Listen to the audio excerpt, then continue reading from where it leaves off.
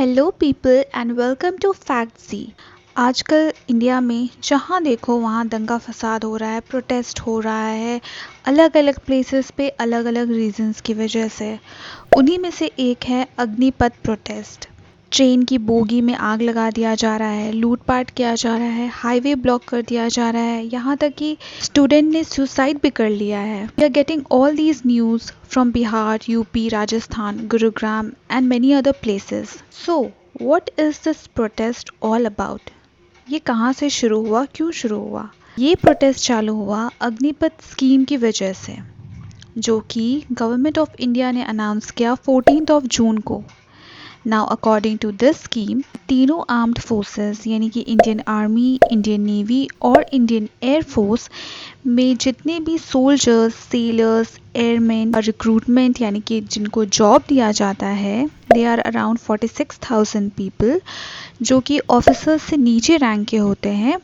उनके रिक्रूटमेंट के बाद में कुछ चेंजेस किए गए हैं, जिसमें कि सबसे बड़ा चेंज ये है कि अब जितने भी लोग रिक्रूट होंगे उन पोस्ट के लिए, वो कॉन्ट्रैक्ट बेसिस पे होगा और ये कॉन्ट्रैक्ट होगा 4 सालों का।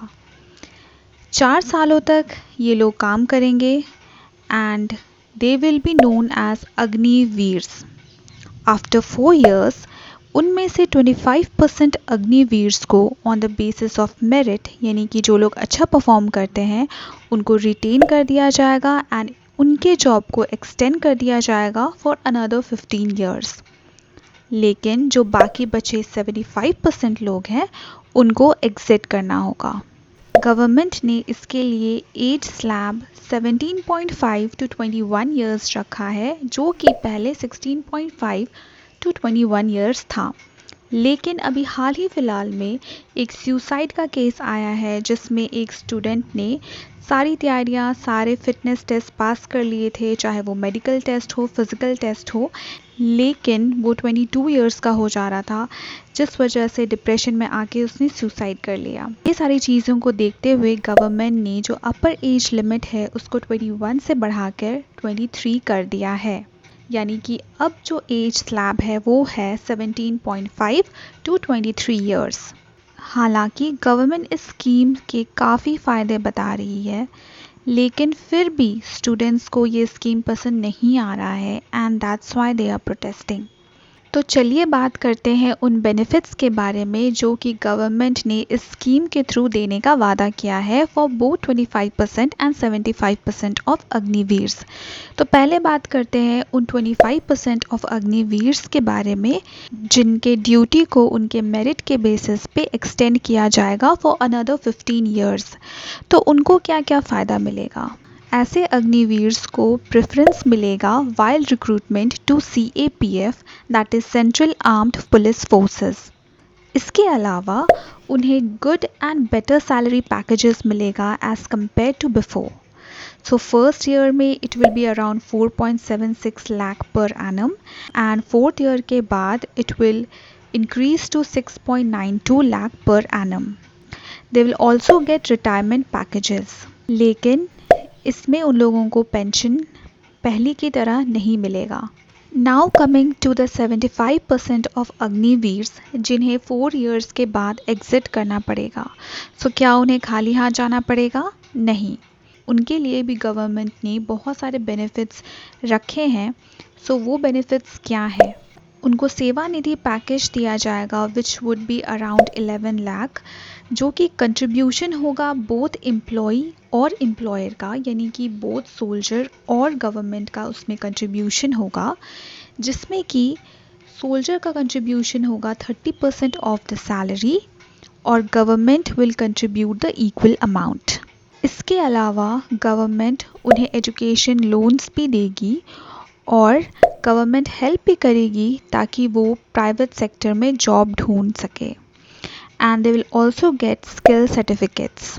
ये तो हमने एम्प्लॉई की तरफ से देख लिया कि उन्हें क्या क्या बेनिफिट्स मिलेगा, लेकिन गवर्नमेंट इसे क्यों एक बेहतर ऑप्शन और एक बेहतर प्लान मानती है? क्योंकि गवर्नमेंट ये मानती है कि इससे average age of armed forces would drop from 32 to 26। तो इसकी वजह से आर्म्ड फोर्सेस में ज़्यादा यंगर और वाइब्रेंट लोग होंगे, गुड फाइनेंशियल पैकेजेस मिलेगा और सब लोगों को अपॉर्चुनिटी मिलेगी देश को सर्व करने के लिए, बोथ शॉर्ट टर्म के लिए और लॉन्ग टर्म के लिए।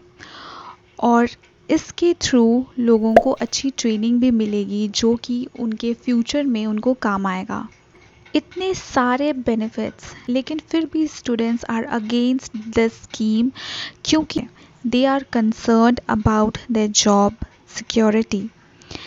भले ही बेनिफिट्स बहुत ही ज़्यादा अट्रैक्टिव हो, भले ही गवर्नमेंट बहुत ही ज़्यादा अट्रैक्टिव पैकेजेस बेनिफिट्स दे रही हो, but the students are concerned about their job security after 4 years of serving the country.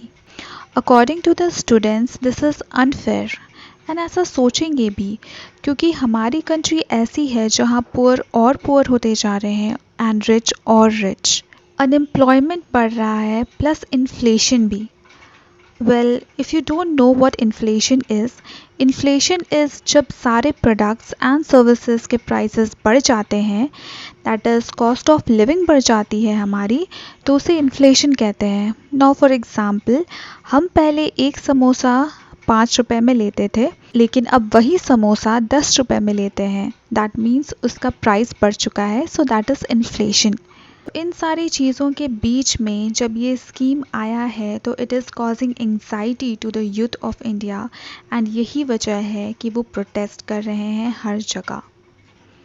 That was all for the video. Do share your valuable thoughts related to this protest in the comment box, and if I contributed something in giving information to you, do like the video and subscribe if you are new here because there's lots more coming up. Take care.